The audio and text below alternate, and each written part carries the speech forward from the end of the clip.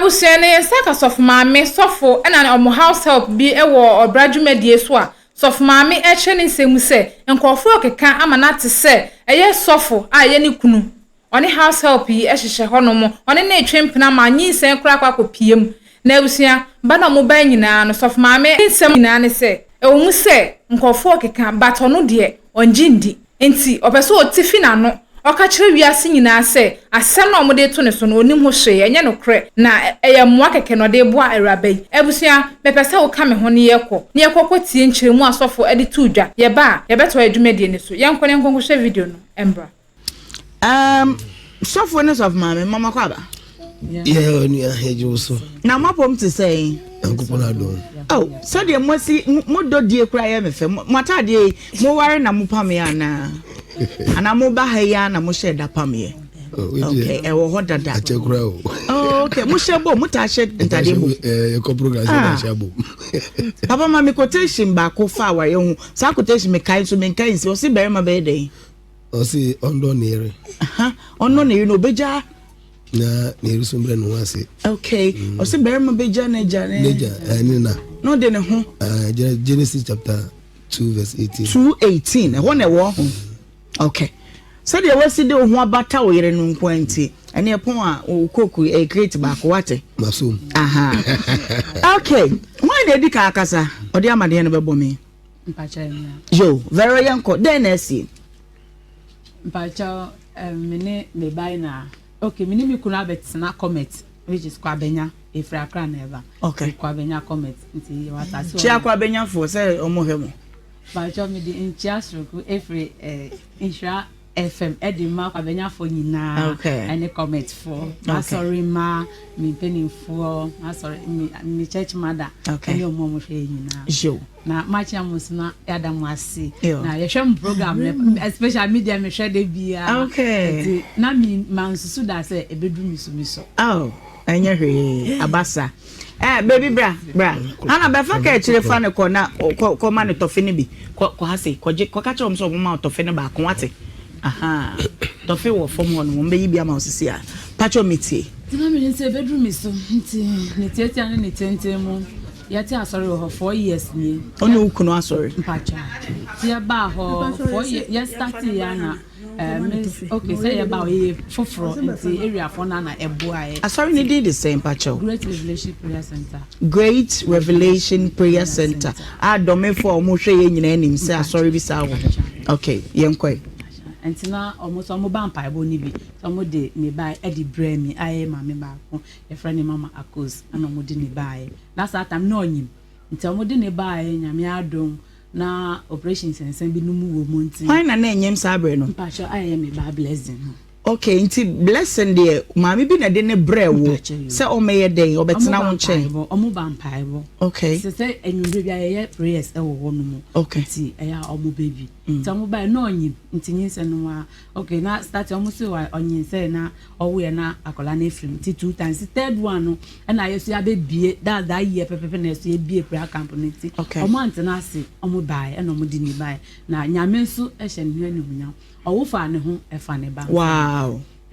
pro match operation ma no ma transfer no kra yes e ombra back na ye bompa ma no wia no akọ nti e ho na ye bompa wa so dem na no so owu fi ho wow nti ye nya no operation no kra oh nyankopon to me so wow ne hwe owu fi ho asa na di ne ko hospital okay nti the motive ma blessing ba mu nchen ne say oba mpa ebo mpache use to aso tempacho oba ya awono first one wenyi or a baby boy wenyi nti ye wo ma every first one nechi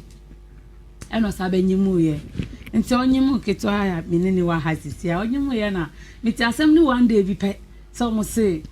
mekuno na anyem blessing hey apostle ejadana wonu wedika bom paye ama wafa ne ba no ana wanyem blessing na blessing ne ba no odikan na be ma no onyem no ansa odi nyinsa ne ba ho no wen na mo nim be ma no pacha yenim no ye ne nyina na tifi wa betam ye nyina na tifi ba kon owu ye sa ya ma oden wo asori fi ho o ma atre mu fi o ti se o matena ho ankasa owu ya ja ba ho kra mo achechire odi mu a da na owu ya ma na nko biom e no se ma da me pa mo chom meye mo ma enti metna mu fie enti ya ginu ampanso enti efiri ho owu dade no owu ye wansa ntuni na esi ba bi ofiri ba no o kare fie wa na ne kunu so ebe kan ne ho tie na ye wo fete se busuan ba ako nyame ado ko ane ba mi ti asem ni se o si apostle na anyi se akra no mpacho me ba esi ni nti agosua fa no tena wonom se be ya mframa ne nko ni mu wate se wa ye calm na mframa no nti se be ya omo wa no bebre mpacho to aso na me si oh se na asem we eti na me kunu ne ba o se no ne beda okay ye engineer pandi ye nya atisem so ntimi de sa atisem no wote ne fa he me ba cha me kunu me bo mama ne ukunu mom na tia no obebo mama ne na otati bebre kwa onka ono obi anya bibia na oka beda de ni bibi na si ento ora da fro no si enti comment for credit na ho mo no mo si ono na anyi se bless na me si na ho na kofa we buy na si ni kunu ena ka kire ya sister ba ko ena oti ena obebo na mama na me si uti ni tamben o si o na okra de ache mi nka hwe nche na me si sa Teche say ade e koso dada me a meeting chen. Say de wusie to brom sof ma me hwe de. One rare cross of fresh of ma me boom. He cross the to nche ne hwe ne boom ne hwe ade. Na be hwe blessing. Na ejadan pa ti me Yankopon ne magya nufuo apafopafu yi wo. Why the class asem? Mama yankwa. Asem ne ba de ya mfa na yibia ampa sa atisem de ya mfa ni de ma mfa na yibia edidi mu a ya mpa da awoka sise kra na enye izi ofio eno so sa okoye na odeka okọ onyi se wo okọ hospital no na omo ko hu se onyi sa na be ma ne bu nti infection bi aba nti omo won pa na bi to mo hwe ne to mo cho operation ma no na daddy say efie ha enye adwuma first one owoye Jesus. Second one so bewu Amen. ampa na eteten ye hye ne kwa nyina na mpa ye de ye boa bi na me adom awoka no so ye de ni tu car mu ye de ne ko daddy na ne fa ne car na de ni lucky na ne kunu wo ho daddy na ne kunu wo ho nti ono so car ye hu na nyina ye de ni tina car mu na de ni ko hospital ye ko aboko bi okra omo pa mu ye because of someone na operation some be transfer ni yan ko ni tino yeah nti yes akọ second place omo pa mu ye biom enani be nyame ayesom not yase nti ye to haso e ko reach hospital nyame adom e ho de omo ji but omo ji na first omo bi san say ya ko no bo me direction ni na me wo someti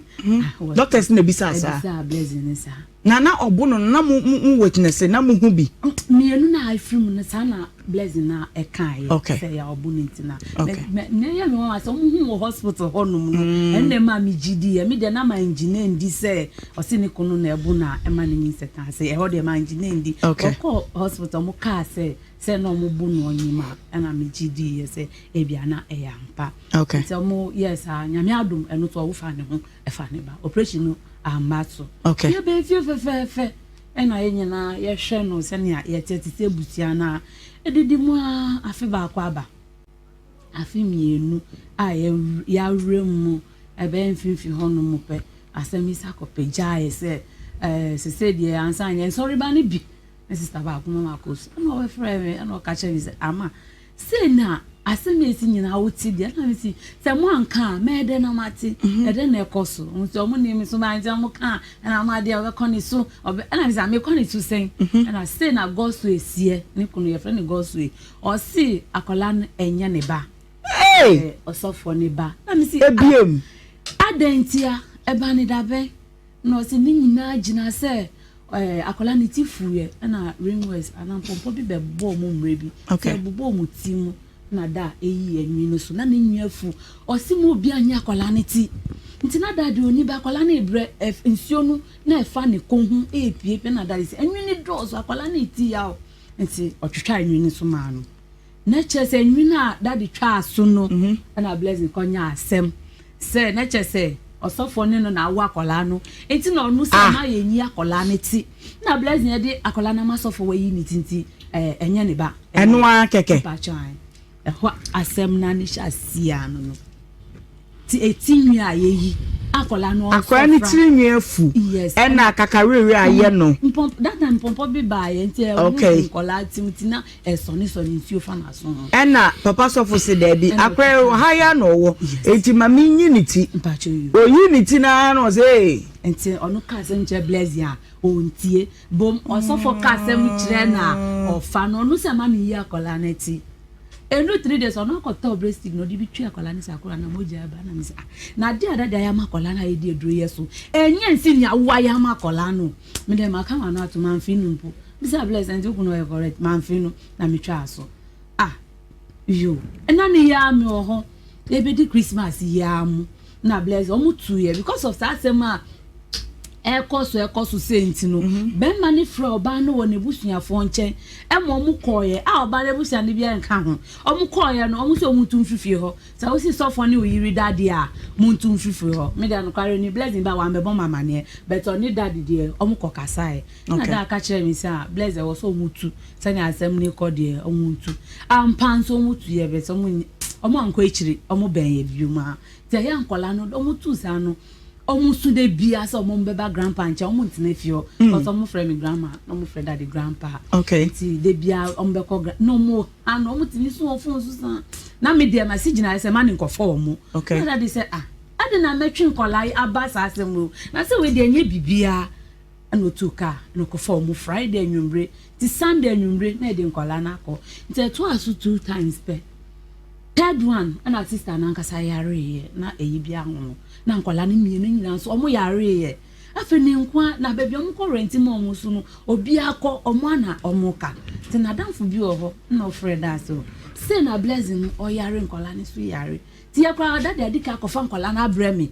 me sure omo ti ma ye omo nso na me sugar ni drink na dos on tas omo ye ekuru ti na ye sure omo kama ya to e de omo akọfa masi atedura mo sa brand mo ko fo mo bo wisdom mama ne God's way. No. On phobia, on funny call crampo. On even you call on fa. Hey. On funny you call on family call. Me cry me dear on fa cry.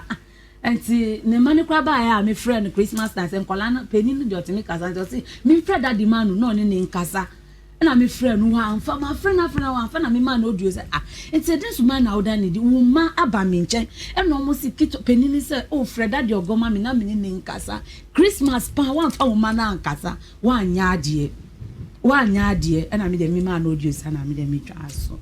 I feel yadi and almost afraid say, Mamina casa ne yare no more. I ding, and I daddy says, Sadia. Moto boy be or moto guy be uncle funny by Eric and uncle funny did on us. Sadin about Munchen with you. Sadin by okay. And Pansy, a Saturday on us,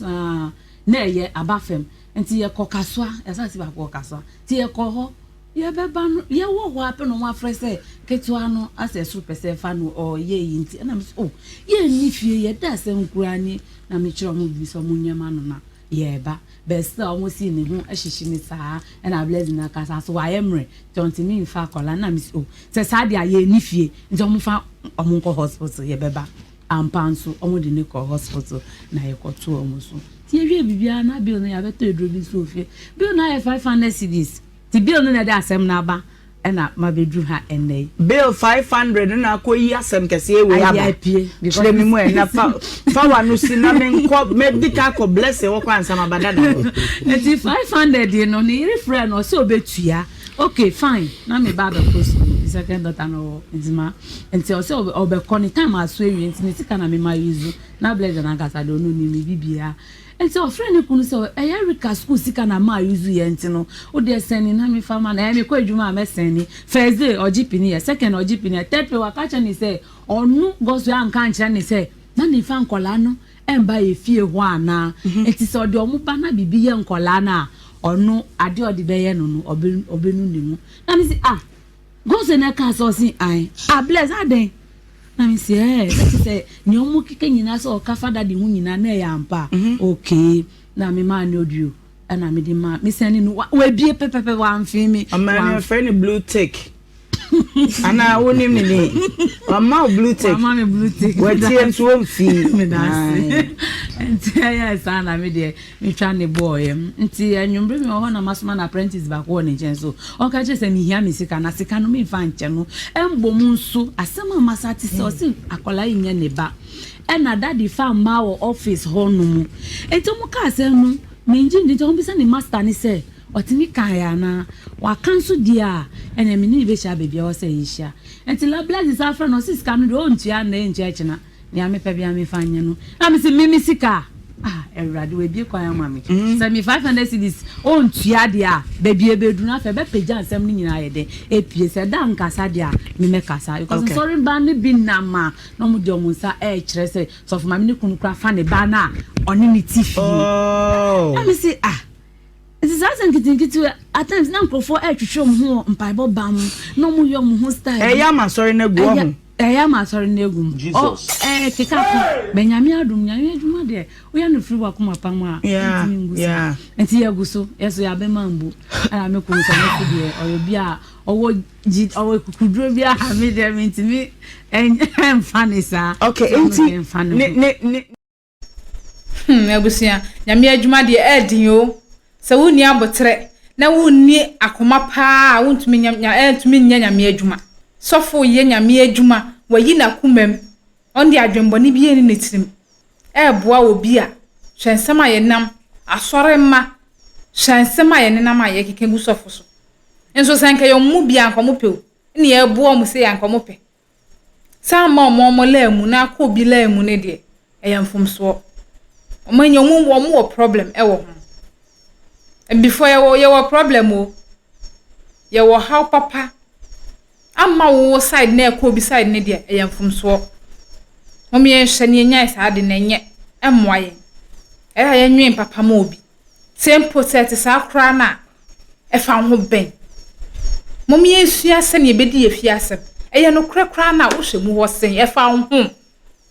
efa ho ben na abaya ne kun se ne omo kika se onam no spreading sem se oni sofo na twempran me na menyini se ono na bie na no ka asem until se metie fi nanum abusia mentumi enka bibia mfantia no mentumi nka asembone bia mfanfa no na emom se metie fi na no ono asaba na obekyereche ne nsemu na ono a fi nanum to na ode tudwa se ono na ekasa asemu ya na afi ne oho bia no ye dia to aso abusia me shobo update bia to fama me waso atibi aha emergency Ghana TV like video na share na subscribe medin no na akosia de para se ne mesanso ene wa share bi makrawa na madawase